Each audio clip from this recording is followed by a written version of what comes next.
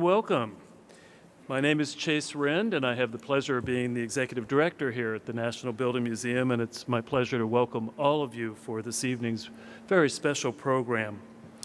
As you know, just 2 days ago, the nation celebrated Veterans Day, when we paused to honor the men and women who have served in our armed forces. And at this time, in the spirit of Veterans Day, please join me in thanking those in tonight's audience who are serving or who have served in our armed forces. Thank you, all of you.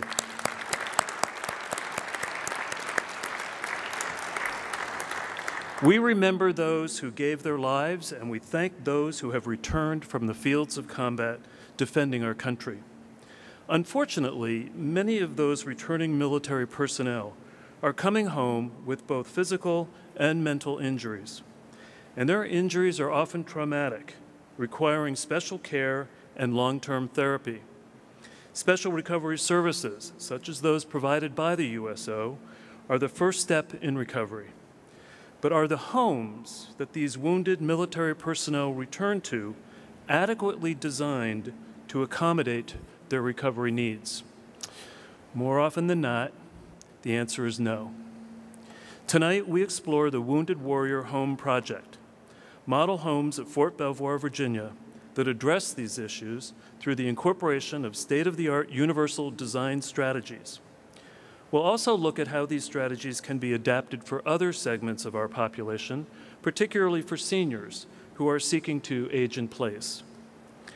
Our program tonight is generously sponsored by the USO, along with All Stage and Sound, Inc. Since 1941, the USO has led the way with innovative programs and services for our troops in over 160 locations around the world. More than 40,000 troops have been visibly wounded in the conflicts in Iraq and Afghanistan, and some estimate more than 300,000 troops now suffer from invisible wounds of war, such as post-traumatic stress disorder or traumatic brain injury. On November 2nd, just 11 days ago, the USO broke ground on the second of 2 new USO Warrior and Family Care Centers.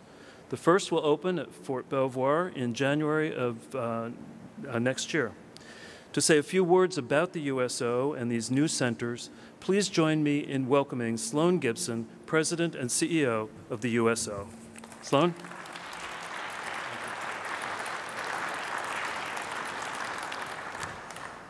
Thank you, Chase.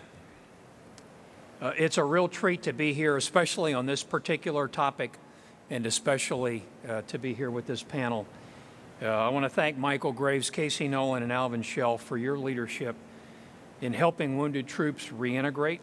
We're inspired by your pioneering work down at Fort Belvoir, and we hope that many others follow your fine example. Thank you for what you all are doing. We've been lifting, as Chase said, we've been lifting the spirits of America's troops and their families for almost 72 years now. And one of the ways, going all the way back to World War II, has been to support wounded troops recovering at hospitals. Just before I walked out of the office, I grabbed something and I thought I might read a sentence or two out of it.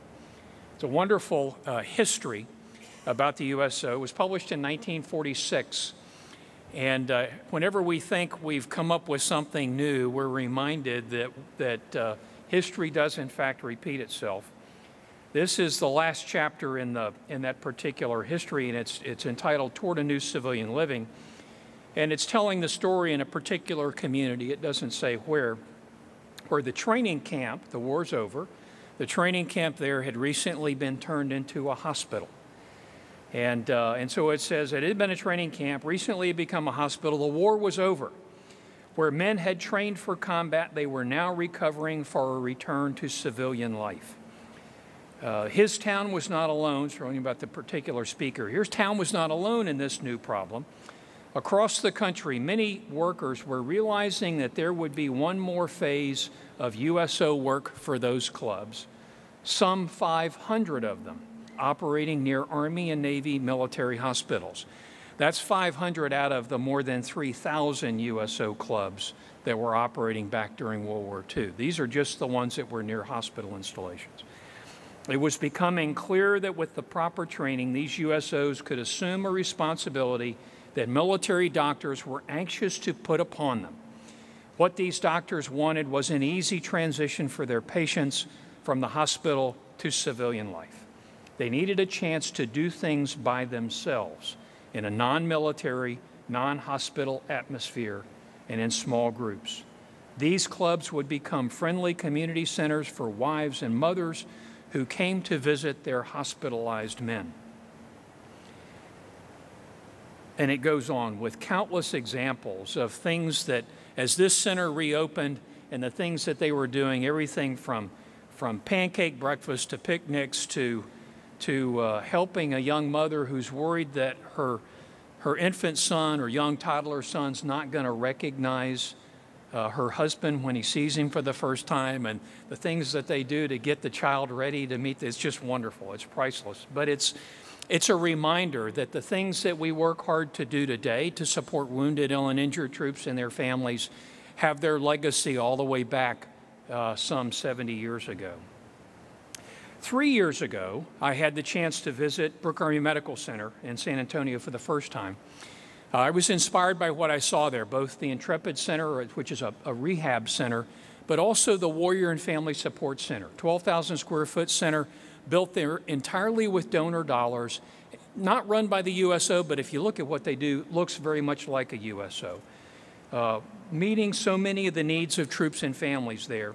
And following that visit, we stepped up our effort in what we ultimately called Operation Enduring Care.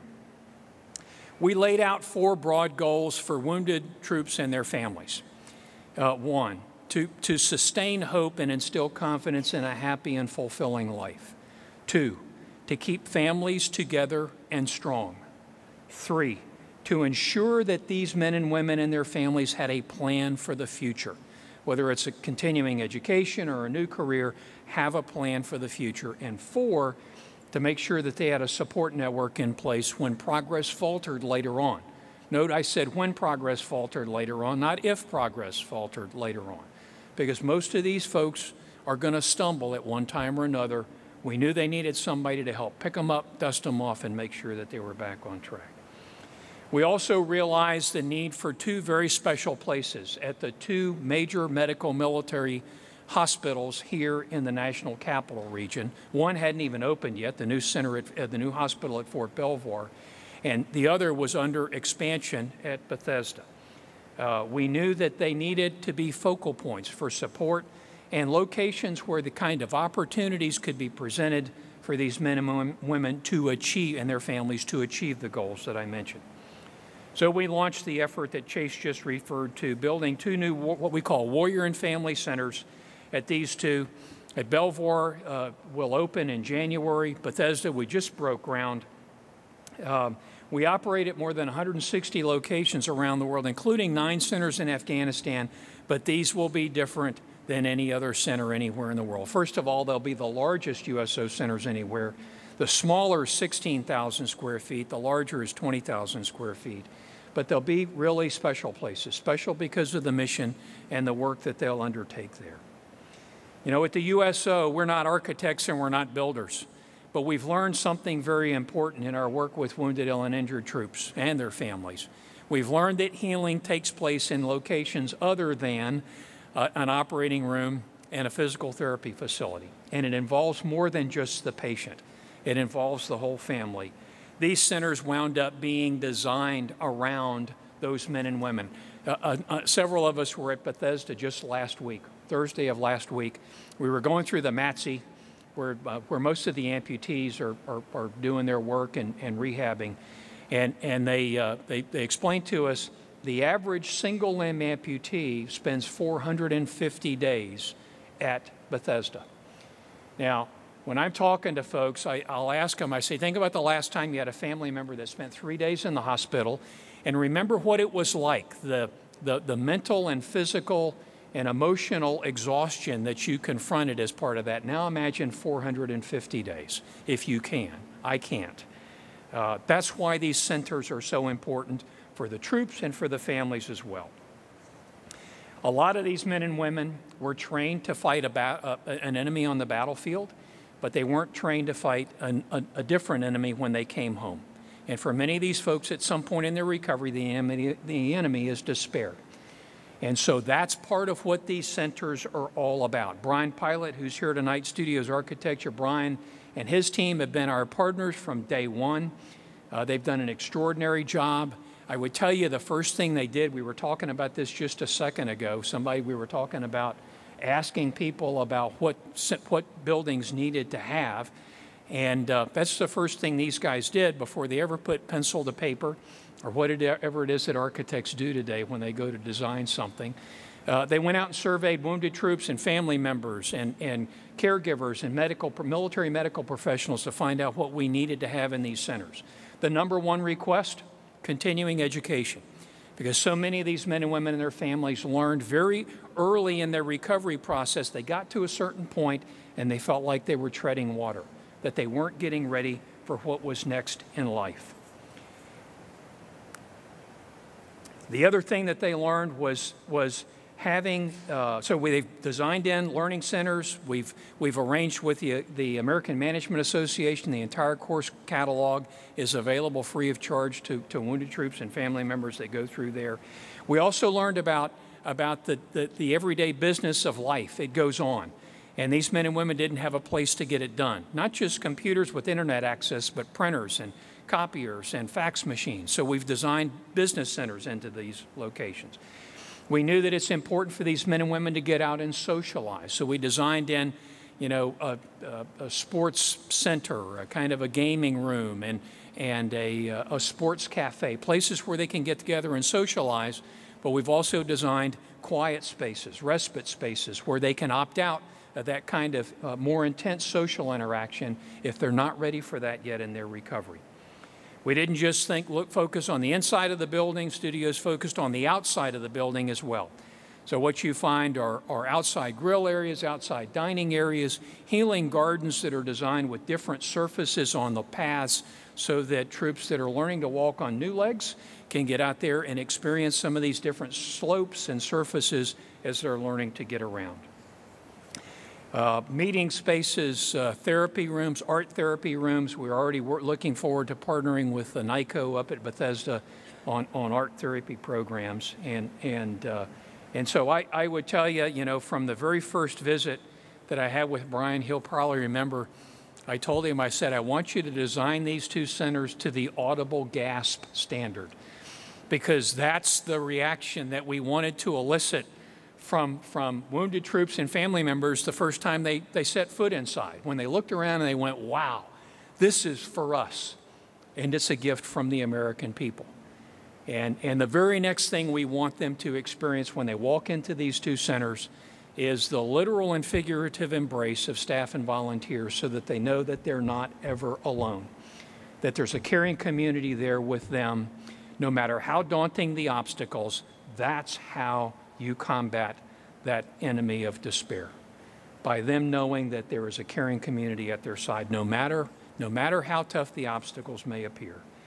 So I've read a little bit. I'm certainly a long way from an expert about the importance of building design and the healing process, but I would tell you, just based on what I've lived and learned, I'm a believer, and these buildings are going to make a difference to the healing process for these men and women, just like these homes that are being designed, to give them the ability to live and exist and operate on their own. Thank all of you. Thank these folks up here for what they've done with their project down there. Thank all of you for your interest in this program and for anything and everything that you do to help our wounded troops and their families make the transition. Thanks very much.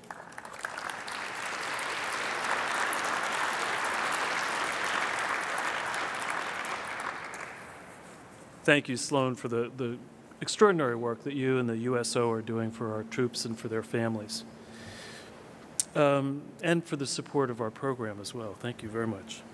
And now it is my pleasure to welcome the moderator for tonight's discussion. John Salmon, AIA, is a licensed architect who has specialized in barrier-free and universal design for over 30 years. He's the president of Universal Designers and Consultants in Tacoma Park, Maryland, founder of universaldesign.com, which is the website to find and share information on universal design information, products, and services. And he is the publisher of Universal Design Newsletter. He designed, built, and has lived in his own Universal Design home for the past 10 years. Mr. Salmon is an expert on the Americans with Disabilities Act, an author of numerous books on universal design, and a frequent lecturer on the topic. We are delighted to have you here with us this evening. Ladies and gentlemen, please welcome John Salmon.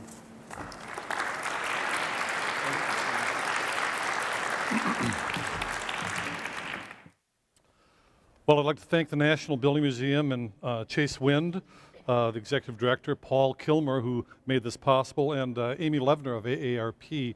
She's the manager of Housing and Mobility who recommended me to do this. For years, I've wanted to meet Michael Graves, and this project is a really exciting one to talk about. For a long time, we've been doing universal design and accessibility. My firm specializes in doing accessibility issues for the Americans with Disabilities Act. And well, we also have this really wonderful new website, universaldesign.com, where you can find information about that house I've been living in for 10 years. This is the home for the next 50 years, and we moved into it when I was about 50 years ago, 50 years old, about 10 years ago.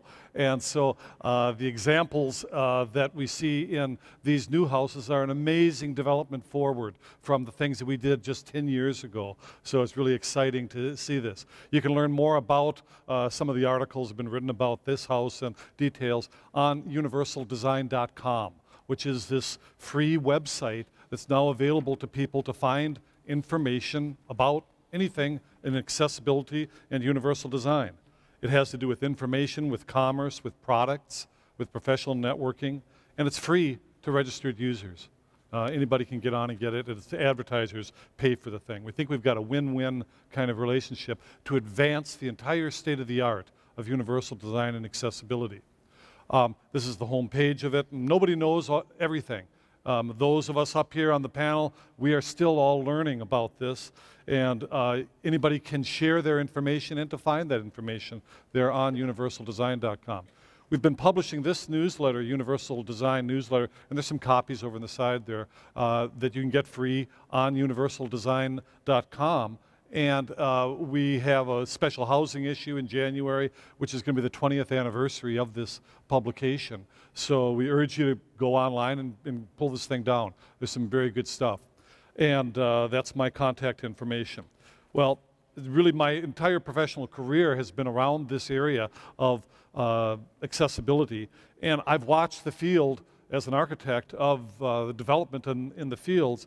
And Michael Graves, starting at the time I was in school, was really at the head of this whole thing with his, originally his Hanselman house that won an AIA award back in the 60s. So I'm so pleased to be here tonight to be able to introduce him and to talk with all of us. We'll have an opportunity for questions and answers to learn more about this house and the whole process.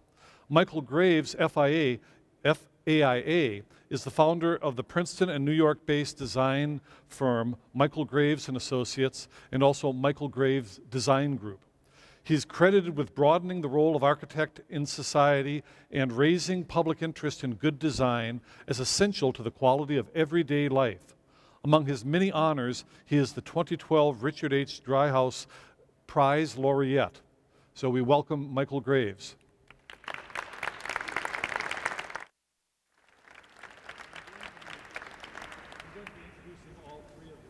The speakers first, and then we will have Michael Graves start his presentation. Next to him is Captain Alvin Shell. Alvin Shell is a retired captain in the U.S. Army. Captain Shell joined the Army in September of 2000 and was deployed to Iraq in January of 2004 with the 21st Military Police Company of the 16th Military Police Brigade. We're honored to have you here with us also. Thank you.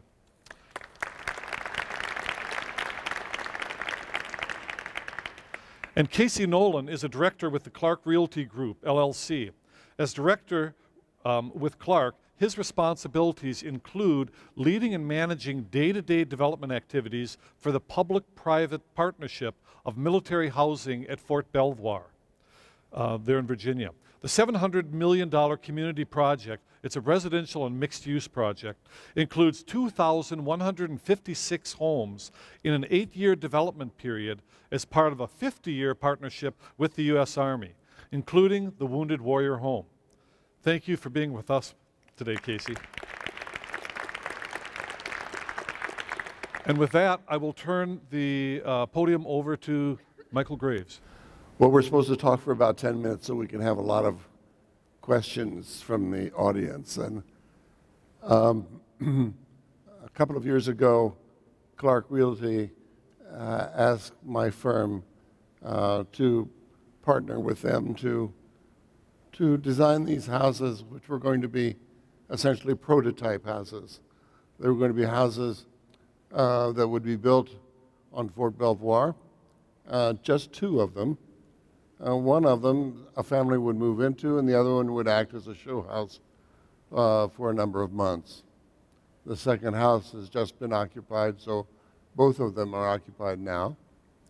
And generally, the people who occupy these houses have come back from the wars and are given 2 years more service, the option on their contracts to serve for 2 more years, even in their wounded state, which is a marvelous program. The buildings, as I say, were prototypes, and our hope was that about 20 more houses would be built on Fort Belvoir. Casey will speak to that, I think, later, whether that's going ahead or not.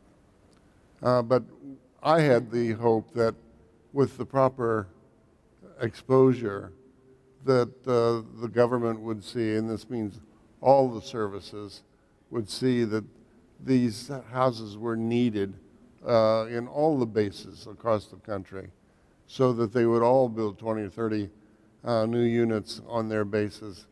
That hasn't happened. I don't know whether this project isn't very sexy or whether the magazines want to publish just one more museum. I'm not quite sure. But we need exposure so that everybody knows what's going on. I have a relationship with Sean Donovan, who's head of HUD, and we asked Sean to come tonight, and because of the election and other duties, Sean wasn't able to come, but he certainly knows of the need for all of these. Now, let me show you very quickly pictures of the houses so you know what we're talking about. Oops. Well, that one's been up there.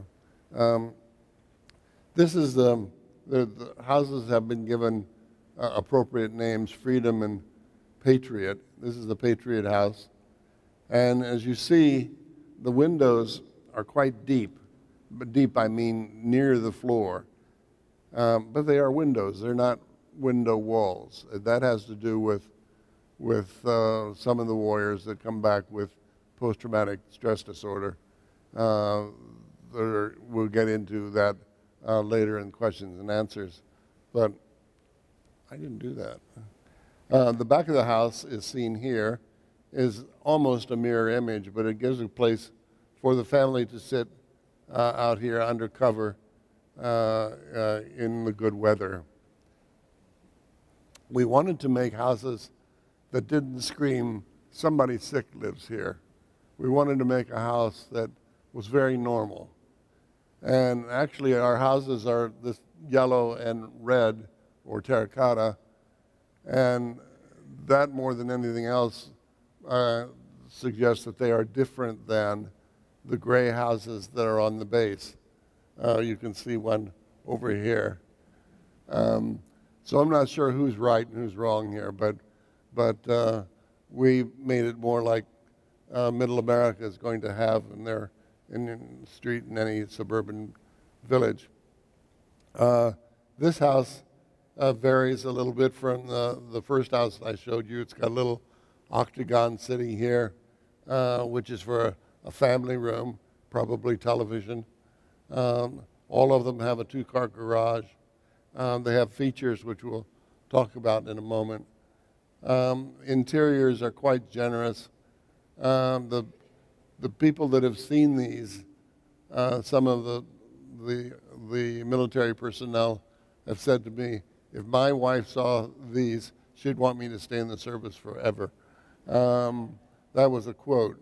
But here the windows come down almost to the floor so that somebody in a wheelchair like I am can see out easily and be a part of that. There are limited number of rugs or carpets in these houses, again because of the wheelchairs. We tend to catch our wheels on the edge of the carpet and take it with us. It's not such a good idea, but we furnished all these houses as well, and we're really pleased with the way the kind of domestic and commodious sense of the interior has been expressed. This is the kitchen, and for the houses that we used for demonstration, we put these stickers on the floor temporarily so that one could see that that's the size of a wheelchair in the galley kitchen, so you can turn around there. All of our corridors are 5 feet. Your corridors in your house at home are probably not 5 feet. They're probably 3.5, 4 at lucky. But 5 feet is really generous and allows somebody like me to be able to turn my wheelchair in the corridor or even past another wheelchair, God forbid. These counters go up and down. The cabinet comes out, so you can, if you're going to do the dishes as one of the people in a wheelchair, you can scoot under the sink and do that. But there are these kinds of elements that are in the house that I think make it work splendidly well. And in the bathroom, I've circled here the trench or horizontal drain. It ought to be a law, I think, that no curbs would separate the shower from rest of the bathroom, because in a wheelchair, it's simply impossible to go over the drain by yourself, over the curb by yourself, pardon me. You have to have help from somebody pretty strong, somebody like Alvin here who'd carry you over. Well, this is not the way it should be. With one linear drain, all the water comes to that point, and nothing comes to the other side, especially when there's a curtain here, as you see the curtain there. And that's a quick overview of the two houses. And so we'll talk about their various parts in the discussion later. Okay. I guess for me, when I look through the house and hear Mr. Graves go over it, you know, I'd really wish that everyone had an opportunity to go inside and see what we've seen. The architectural innovations in this house go way beyond assisting someone with physical limitations. I think it also assists wounded warriors with the emotional and cognitive challenges that they face when they come back. With the open floor plans, the placement of the windows, even the audible alerts when a door or a window is open, those things are vital to someone that are facing TBI or traumatic brain injury or PTSD, post-traumatic stress disorder.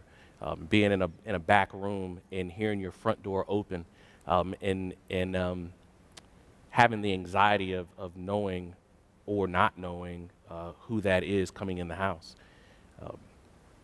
For me personally, I was contacted from the Army Wounded Warrior Foundation, and they were putting a lot of wounded soldiers in contact with Casey and his company, Clark Realty. And in 2004, when I was injured pulling someone from a fire subsequent to a roadside bomb, and I was burned. Just a little bit more than 30% of my body on the right side all the way down. And I lost vision in my right eye, traumatic brain injury, post-traumatic stress disorder. I couldn't move my elbow. It was almost fused and locked shut until they had to break it a couple times and have quite a few skin grafts and surgeries. I started out in a coma, moved from a coma to an air compressed room, which a bubble, I guess, for lack of a better word, then to regular ICU, not being able to move my arms or either one of my legs when I woke up from my coma, to just slowly progressing to a point where I am right now from the grace of God. But one thing I did know when I was injured, and that was I was getting out of the military. In 2004, I did not know of anyone who had overcome their injuries and stayed into the military. I was well over 100% disabled. If you added my numbers up, I was probably about 350, maybe 375. So I'm disabled 100% 3 times over. But one thing that I knew was happening with me in the military is that I was going to get out. And so I got out and I transitioned fairly well. And the Army Wounded Warrior Foundation, like I said before, contacted me and said, hey, do you want to help with the design of these new houses that they're trying to create at Fort Belvoir? In all honesty, I didn't think I would be able to help.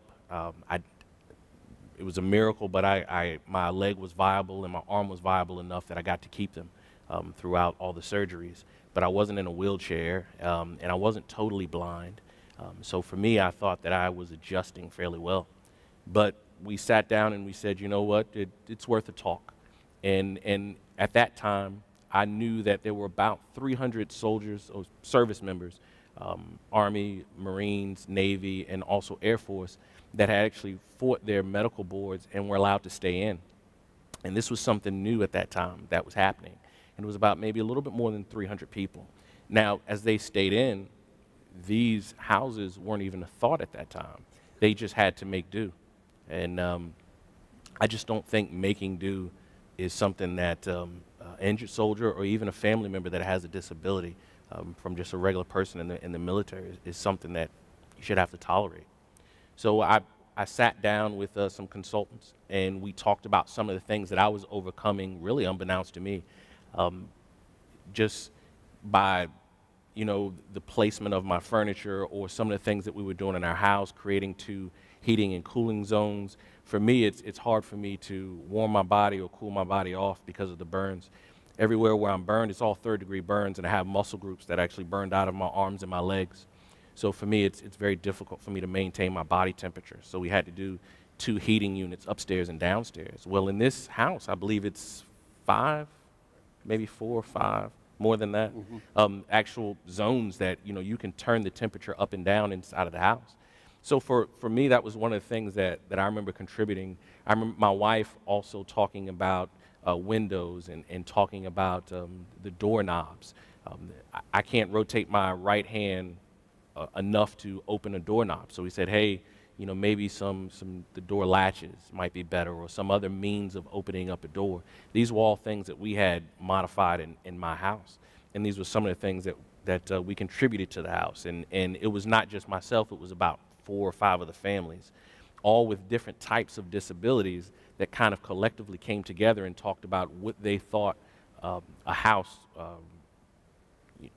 should contain if you were going to have an injured soldier or even a disabled family member living in the house. And I think this is just an excellent, I think, merger of how you can assist different disabilities, whether it be a cognitive disability, whether it's a physical disability, whether it's a disability from the war or if it's a disability from a family member that never saw war. This house, I think, it comes very, very close to accommodating everyone's needs. And then allowing room for you to, I guess, make changes yourself. You can actually pull out the cabinets underneath the sink, or you can keep them in if you're not wheelchair bound. Same thing for the bathrooms, and even the counter on the other side in the family room, being able to raise and lower that. Those innovative ideas make this house a home for a soldier like me. Now, I can't tell you whether or not I would have stayed in if houses and even ideas like this were in the military, but I will tell you that these ideas weren't there, so it wasn't something that I considered. But now, the only thing I can do is implore that as many people as possible get behind these houses and get behind this idea and get behind the movement of not having our soldiers that come back from war, that have fought medical boards and are actually staying in the military now with disabilities, not allowing more than just the military, but I think this nation of saying that just those regular houses are good enough, and I just don't think so. That's about all I have.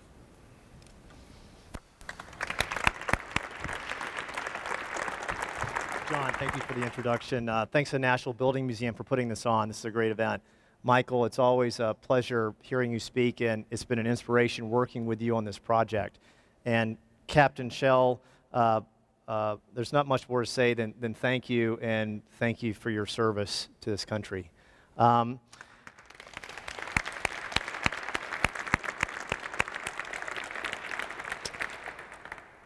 So what I thought I'd do is I'd spend a little time kind of going back in time to tell people how we came about starting this project and the ideas, and then show you some more images, because I think that's really what's helpful for people to see. So my company is in a public-private partnership with the Army at Fort Belvoir. We actually also work with the Navy and the Air Force around the country with about 35,000 houses. But our mission is part of the private partners to improve the quality of life for all service members and their families. So the Clark team has been redeveloping, building new homes, renovating homes, building community centers for the last 10 years, not only at Fort Belvoir, but a number of places.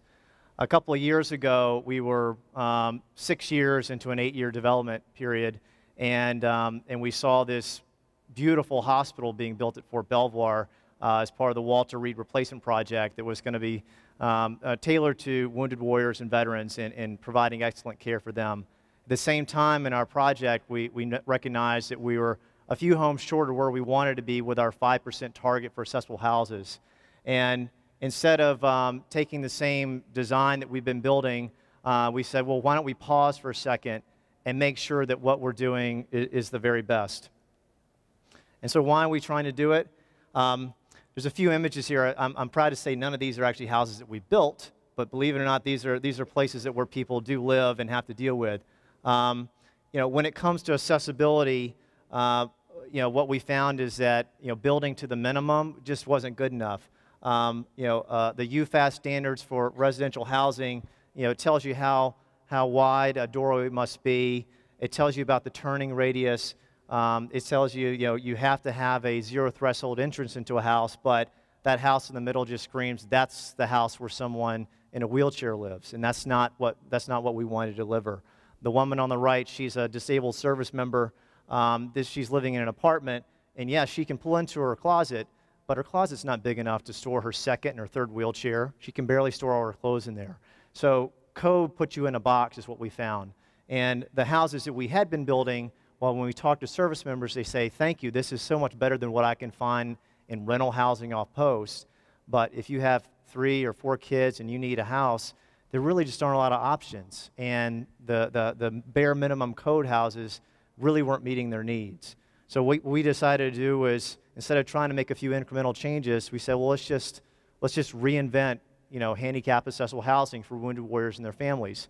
And the family component is so important, just like Alvin said, and like others have mentioned tonight, is, you know, while we were designing around a wounded warrior, it's that family unit, the spouse and the children that are helping that soldier get better. Another thing that's unique about our project is this is a long-term partnership. So we're not just a builder building a house and selling it, moving on. We own these houses for 50 years. So our service members are coming and going every couple of years. So we needed to design a house that was adaptive for up to 20-something families to live in. It may not be a disabled service member. It could be a spouse or a child with a need. So figuring out how to do that required us to really just start all over and reinvent the program. The second goal was to make these houses replicable. So we didn't want to just throw millions of dollars and build one great house. We wanted to come up with something that we could replicate. Now, it could be literally the house that we built out there at Fort Belvoir, but my hope is at least the floor plans and the kit of parts that you'll see in there are things that anyone can afford to do, and when you design it up front, it is certainly achievable. The third goal was to make it a place where everyone wants to live, and Michael mentioned that. We wanted these houses to feel special, but that anyone, disability or not, would say, hey, sign me up. That's where I want to live. And for our service members, these houses are frankly a retention tool. They want to re-enlist and they want to stay in and serve our country. And then the last goal was to really just raise awareness. This is something that, our primary mission was is real estate development, providing quality homes. So what we recognize is there's a huge need for better accessible housing out there, not only for our service members and veterans, but the aging population that we have today. So what I thought I'd do next is stop talking and hand it over to a little video tour to let everybody see what's inside the house.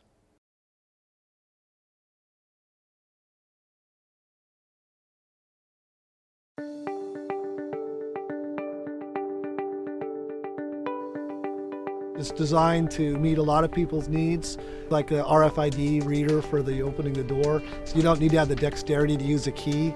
You just hold up a key fob or your ID card and it allows you into the house.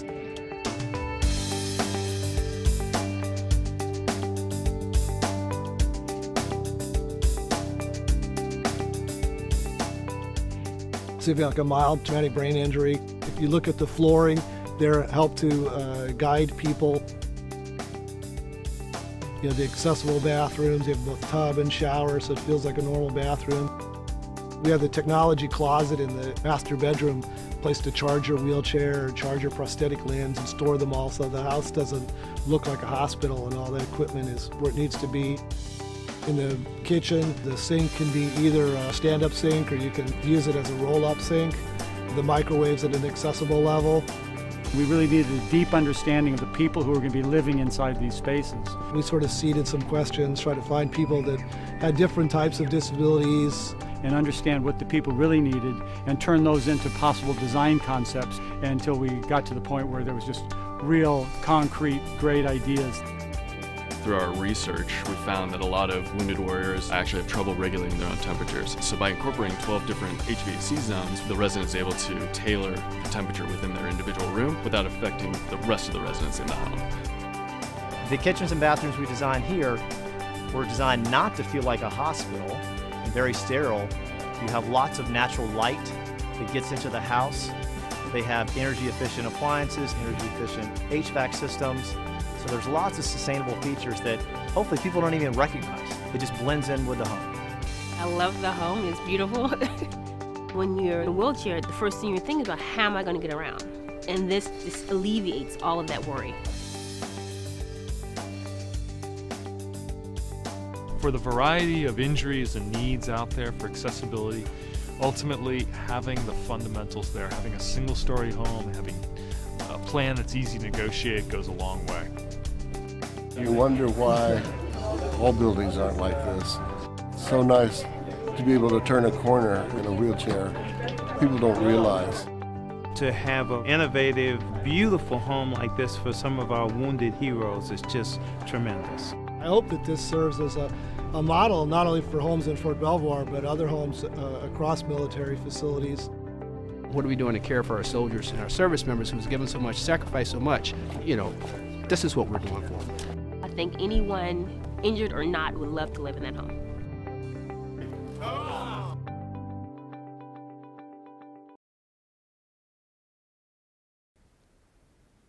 Quick poll of hands. Who wouldn't mind moving in there? All right, most of it. Right answer. Right answer. Yeah, the video tour, it's not the same as going in the house, but I think it's really helpful to really start to understand some of the features that are in there.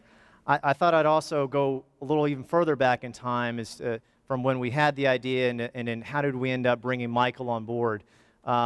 Once our team recognized that there was a problem and that we needed to come up with a better design solution, we started doing our own research, going to Walter Reed, visiting Fisher houses, visiting soldiers living in our homes. And we could only go so far. We ended up hiring a firm called IDEO that's a global innovation firm, and that's when they met Captain Shell, Colonel Greg Gadsden, who's our double amputee garrison commander at Belvoir, and a number of other soldiers that gave us a lot of insights. These are just a few of the quotes that came out of it. The things that rung true, though, were these were soldiers that yesterday were in peak physical condition, living their lives, and then the next day they were injured. And they did not want to accept it, and they didn't want any sympathy. Matter of fact, the soldier that moved into the first house, he refuses to put a handicap tag on his vehicle, refuses. And so these are folks that they want to feel like they're in the same house that they used to live in. So how do we design around that? How do we come up with a place that, that you don't have to have prosthetic limbs being charged in the living room? I mean, they seem like simple things, but these were things that drove us to come up with a number of guiding principles, as we called them before we brought Michael's team on, that we wanted to design around. I won't highlight all of these, but some of these elements, such as uniquely normal. So it's a unique house, yet it does feel like a place that anyone would want to live. Mobile roots. The nature of this needs to be an adaptive house. These families are moving every couple of years, so how do you design a space that they can quickly move into and feel like home? Visible and invisible security. Those windows that you saw were low, enable someone to see outside, what's called situational awareness. They want to know who's walking around their house, but it also provides natural light into the house. So these were frameworks that we used as we started working with Michael as really a gut check to make sure that we were designing to what we heard our service members saying. This is an image of the rendering that we produced before we actually designed the home. I think you've seen the image earlier. But what's kind of neat for me is to go back to that first meeting we had with Michael, and he brought in, I don't know, you had 7 or 8 different schemes, and we went through them and figured out, well, we're going to do 2 prototypes. We didn't want to just do the same home. This was the first home, the Patriot home that we designed that was used as a model unit until recently. This is the floor plan. Let's see if I can, whoop. The floor plan here. On the left is really the entertaining loud side of the house, and the right is the private side of the house. It seems so simple, but a typical house we may build, the builder just sites the kitchen in the middle of the house, and they just kind of fit everything into one big box. Here we said, well, we're hearing our service members say, well, I'm injured, and it's really hard for me to sleep. I really don't want to listen to my kid playing Xbox at 11 o'clock at night. Keep all the noise as far away as possible. So that simple feedback enables us to drive where spaces go into a house. This house, there's very few turns to get in from one door to the other side. And you can see on the right side, those are all the various bedrooms that you can visit your kids' room along the right side. The second house, the Freedom Home, this is a rendering. This is where we began. I think the only difference is it's flip-flop where the family room is because of the street orientation. This one's a little different in that there's really one central corridor that runs through the house. So if you come in the front door, you basically have almost a full straight shot through the house. The only elements that's in the middle there are built in. We put that in there not as an impediment, but just as a convenience thing so that you couldn't see all the way into the bedroom in the back. But what it also has, it has shelves. Someone moves into the house, they immediately can put their awards, their family photos, and again, make it feel like home. A few more images, and then I'll try to wrap up here so we can get to the Q&A. This is an image of a powder room up front. We have a number of sliding doors in the house. Again, you don't have to have a sliding door for it to meet code, but you can meet code and actually provide a more convenient way for people to get from one space to the other. Watch someone in a wheelchair and the number of turns they make to actually get from a room into another. Sliding door, and that's actually a 280-pound door. You can slide it with one finger all the way open. The other idea that I want to mention in this image is this powder room is accessible. The concept of visitability was something that we learned about in this process, that we recognized that not just building 1 or 2 accessible homes was good enough. If these were the only 2 accessible homes, that means every other home in the neighborhood no one could get to because they all have a step to get into the house. And these wounded warriors have their own band of friends. They've gone through a lot together, and they like to hang out together. And they can all come to one house, but what if you want to go to your neighbor's house? So maybe someone helps you into the house over the stair, but then you have to use the restroom and there's not a restroom for you to use. So why shouldn't we be designing our houses to have an accessible powder room? Why shouldn't we be designing our houses to have a zero threshold entrance? So this is something that obviously we programmed into these houses, and it's influencing the design for hundreds of other homes that we're developing. Contrasting flooring, it was mentioned in the video. One of the things that the code requirements don't speak to is the signature wound of the recent conflicts is really that hidden wound of traumatic brain injury and post-traumatic stress disorder. While we can design around a wheelchair user, it's the folks that have these other injuries that we have more and more staying in, that there's simple things that we can do, such as having contrasting floorings for visual cues from going from one space to the next. Those windows that you have this situational awareness, you can see what's going in. But if you want your privacy, you have shades, and you can make things private. This is an image of the French doors. Call it the outside in, the inside out. It's so nice to have a house where you can, if you want that ability to stay inside but see your kids playing, that you don't have a solid wood door that you can't see what's going on. Again, a simple design feature that goes a long way. This is the image of where we ended up. So I can think we're pretty close to where the rendering was. The vines haven't quite grown up over the windows yet, but they're making their way up. An image of the second home. This is the one that's occupied. So as you look through that front door, you have that built in there. You can see the family actually does have photos on it, so you can't see all the way into the bedroom, but it's a striking entrance and just a beautiful home. The Green family, their story, the soldier was injured in Afghanistan, lost both legs, and went from being in the battlefield into this house in 5 months, and was previously living in a 1,000 square foot apartment, and this is a approximately 3,000 square foot 4-bedroom home. Another interesting thing about the design of this space, one of the rooms in both of the houses, it's really that 4th bedroom, we call it a therapy room. We wanted to create a place where folks could do their physical therapy at home because they got a lot of homework to do, and you want them to have a space that's private from the rest of the area. But for Sergeant Green, he's got a lot of children, and guess what? His therapy room's a nursery. So what does he do?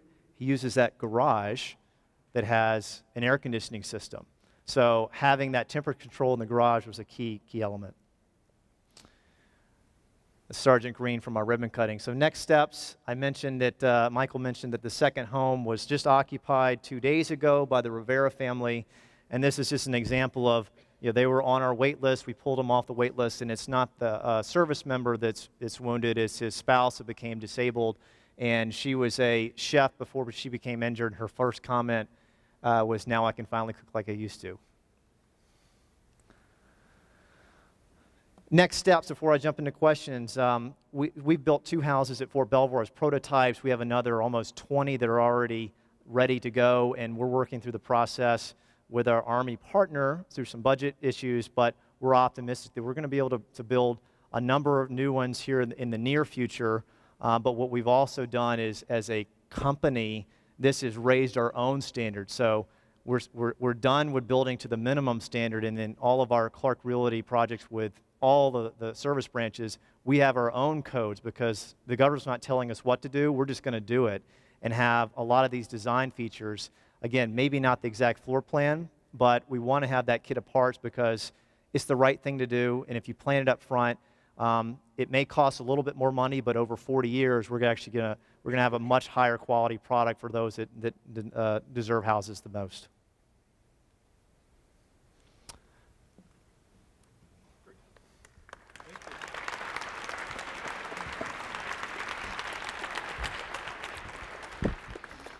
Well, thank you all three for your comments, and now we'll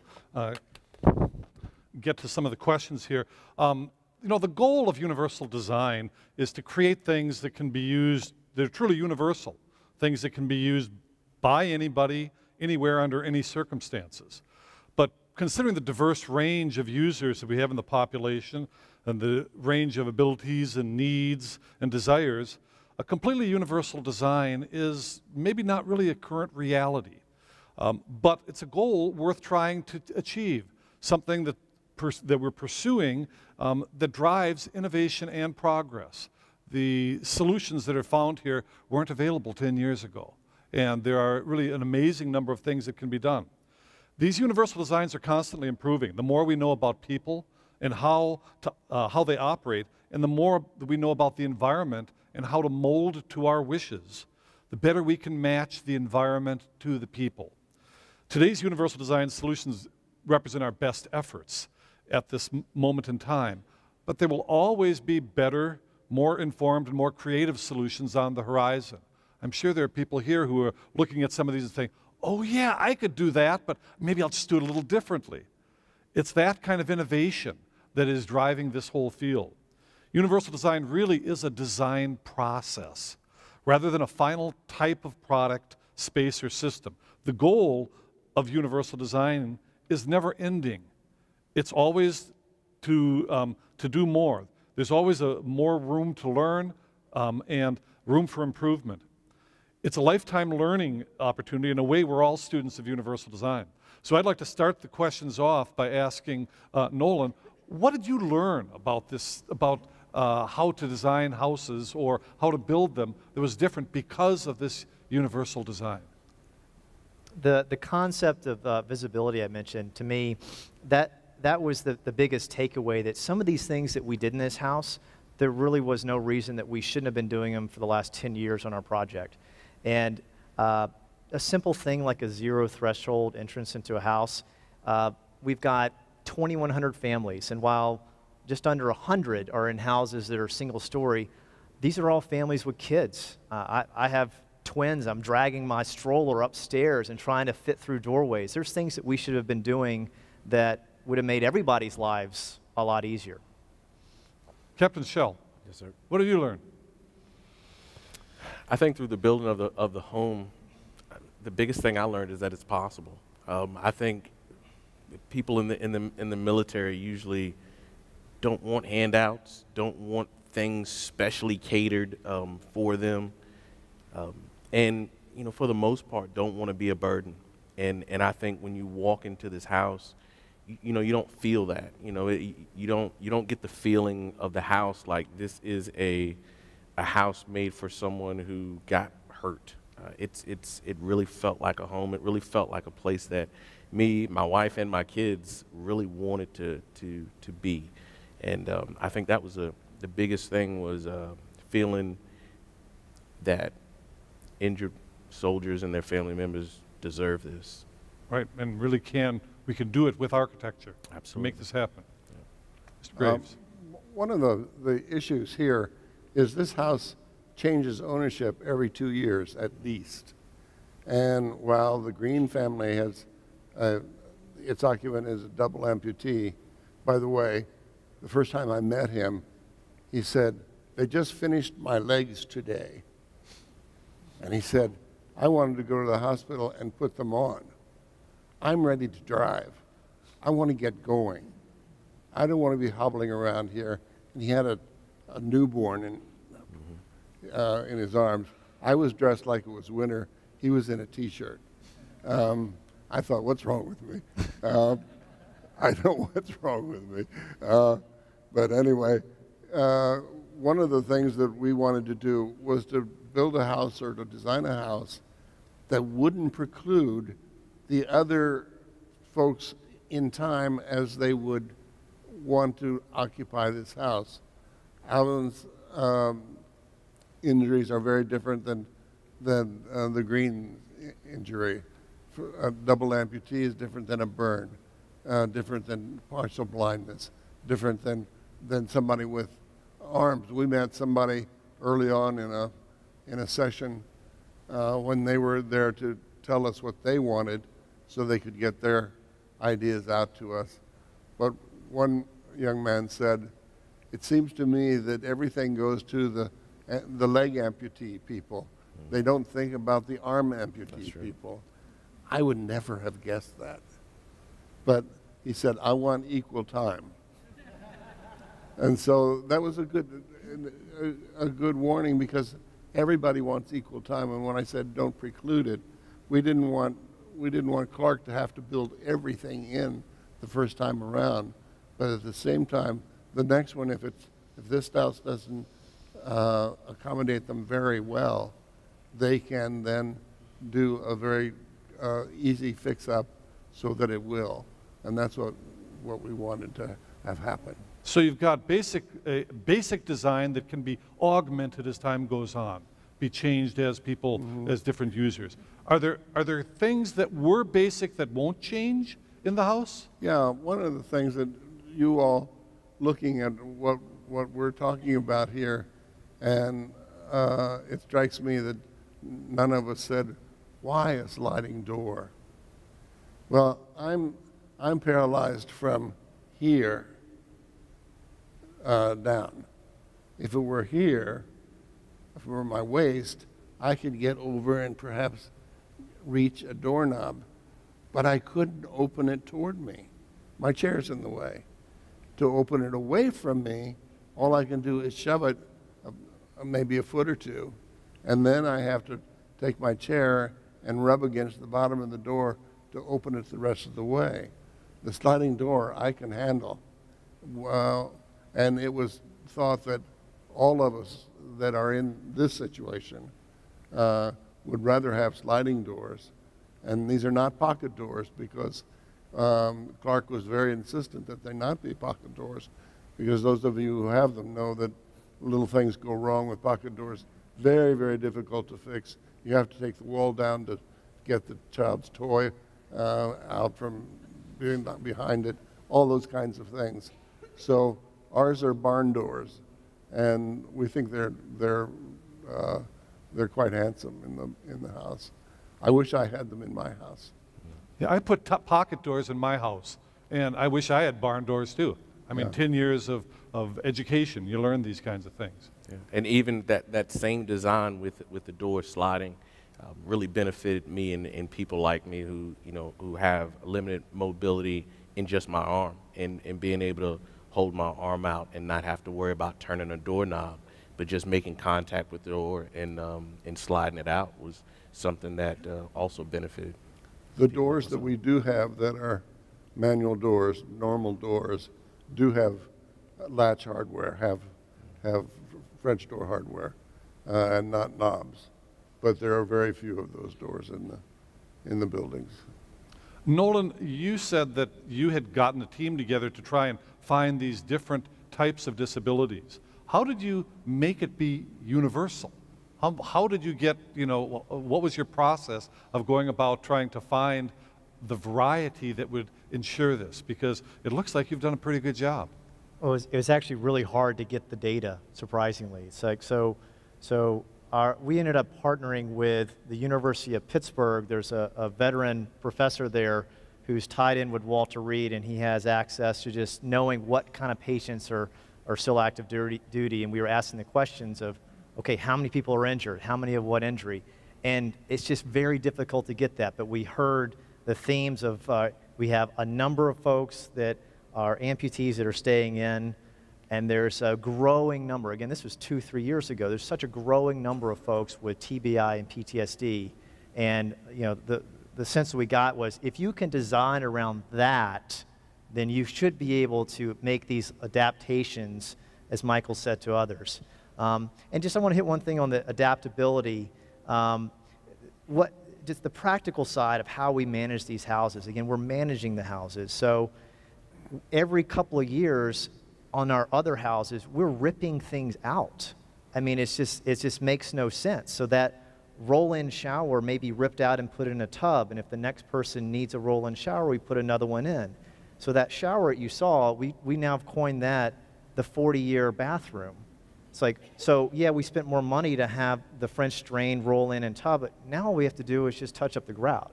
So getting over this thought process of like, well, I can't do this because it costs too much money to do that one thing once. Well, look at the life cycle of the things and thinking about 20 different families and what their needs are. Try to design around all of that, and you'll have a better solution. I'd like to just dig in before I open it up to questions for the audience about costs. Yeah. What are the comparative costs for new construction as well as maintenance, or this life cycle that you're talking about? All of our accessible homes cost more money to build than our traditional two-story colonials. And there's a couple of things driving that. One, it's a one-story house. It's a larger concrete foundation. It's a larger roof truss system. And just by designing to the code minimum with those turning radiuses, the house just grows a little bit bigger. So what we do is we say, okay, let's look at it at $1 per square foot versus just an absolute dollar, and compare that across an entire portfolio of 95% of the houses that aren't that much more money. So on a large project like this, these homes don't even really move the needle in terms of what the average cost per unit is. However, they certainly did cost more money. And for us, we said, well, what is that? What are things that we know we won't have to rip out and replace over time? How do we get the costs down? So we did do prototype things here, 12 HVAC zones. The other house has 3. We think we can get by with 3. Having the counters that go up and down, maybe there's a non-mechanical way to do that. But I bet if you ask, Apple, what did it cost to build the first iPhone, it wasn't $300. It was $30 million or something. So for us, we said, we're going to invest in a prototype and then figure out the kit of parts and value engineer it to make it replicable everywhere. You understand when Casey said that to build a one-story house is more expensive than a two-story house. If I build foundations this big for a one-story house, for a two-story house, I'll be half as much. I'll add a stair, but that's not nearly the cost of the foundation. So a one-story bungalow is going to be more expensive no matter what. And that's a given.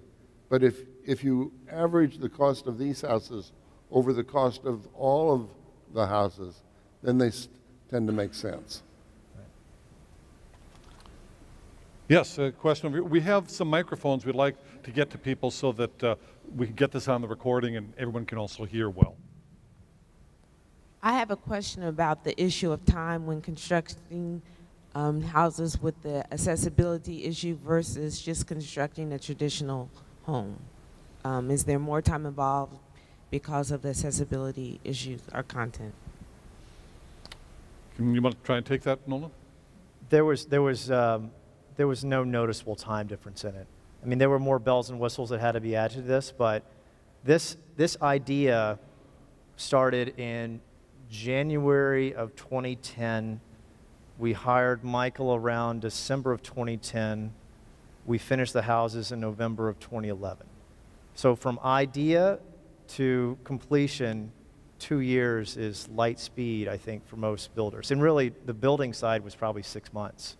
So the key is to have the design done first. You can't just keep making changes. Just in any development, once you make changes halfway through construction, you're just pushing the finish date out. We didn't do that. Once the design was set, we built it. Yes, sir. Hold on one second, please. Picking up on that too, I'm curious about the asset management part of it. We talked a little bit about the life cycle cost, but I'm also curious about the technology, because the guys who are doing maintenance on this are going to need a different set of skills than replacing a hinge or a lock on a traditional hardware for a door in a house, and also some of the great architecture. How does the military looking at the asset management of maintaining that as well from a life cycle standpoint? Yeah, from the technology standpoint, there were really only a couple of things that were different than what we would traditionally do. And just going back, the materials in the house, the vinyl plank flooring, we put that in other houses. The counters are Corian countertops. The appliances are from a GE catalog. The HVAC system on the 3-zone house is what you'd find in your own house. We just have extra zones to it. The one that has a security system, you pick a security system company, they can do that. The only thing that was really unique, I think, was these counters that go up and down, and I guess time will tell, how hard is that to maintain? But that's a real issue, because we're maintaining 21 under houses that are not like that. But the other houses that we design, and if you go onto any military base, it's not like it was 20 years ago. Neighborhoods have unique designs already. So the private sector is used to maintaining lots of different unit types. And this is just something that the workforce has to get used to doing.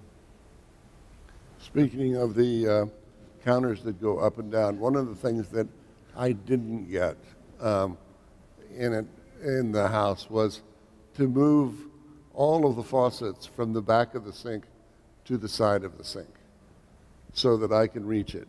My range of motion is this much. And if I'm side saddled to the counter, if it's another inch, I can't reach it.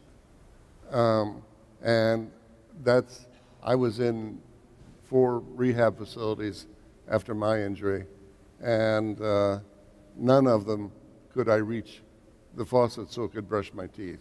These were designed by experts. So you got to be very careful with experts in hospital design, and especially architects who call themselves experts. We as a group are not very smart. We just aren't. We're the bottom of the barrel. And so you really got to be very careful with us because we'll put one over on you. So be sure that you can reach things like the faucet. So there wasn't a faucet that would go up and down with the sink. So I'll put it on the stationary side of it with a longer neck next time and get by it because I really insist that everybody can use these. Speaking of experts, you know the definition of expert? X and spurt. X is an unknown quantity, and spurt is a drip under pressure.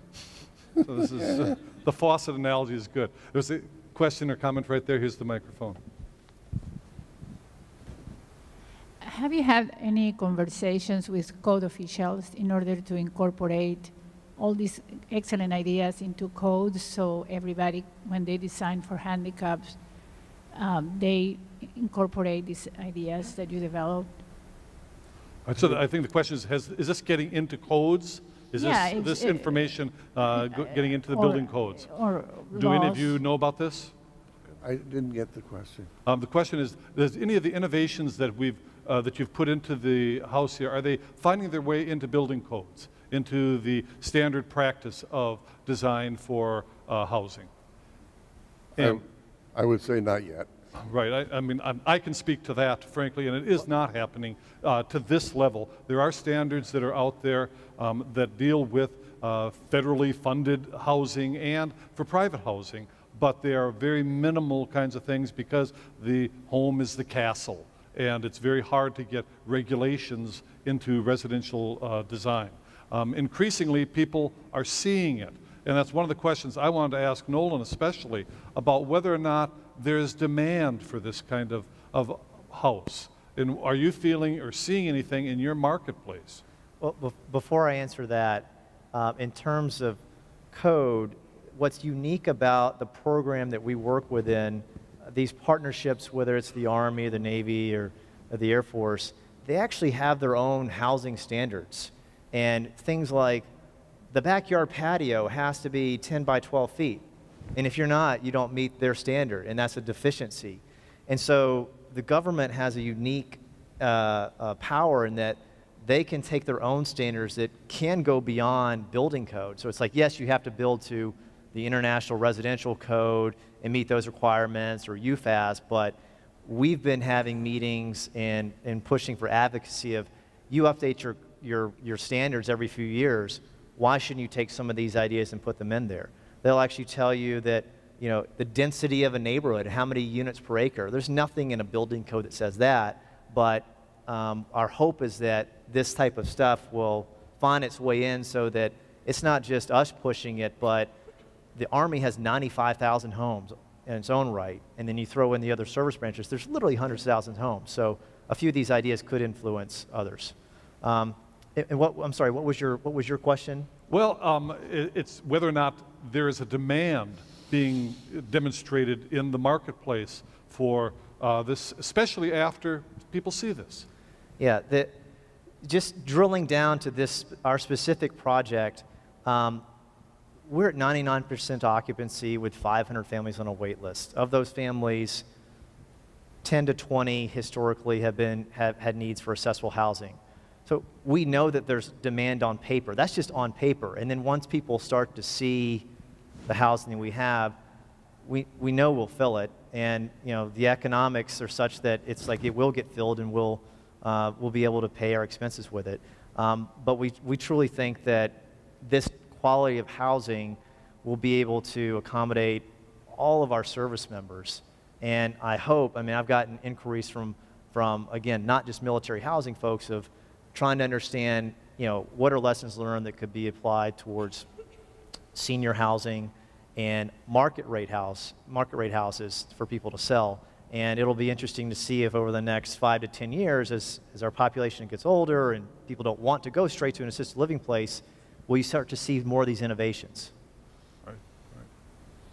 Other questions? Yes, sir, right here. Here's a microphone. When I think of the difficulties that somebody in a wheelchair has, it's not only the access to the facilities and getting around, but it's the transfer from the wheelchair to bed or to bathroom or whatever. And I wonder whether you investigated I didn't see any of that equipment. Usually people use Hoyer lifts and equipment like that. And I just wonder whether you are considering incorporating some of that, or whether you see something in the future that's going to happen that'll make it easier for that critical part of independence. I think everybody relies on very expensive track systems or an assistant to help them. Could I answer that? Was there thoughts about the transfer process? I was going to say earlier that what we've done here is not very mysterious. It's really common sense. It's easy stuff. The transfer is something that I do every day. Every morning I transfer, every night I transfer.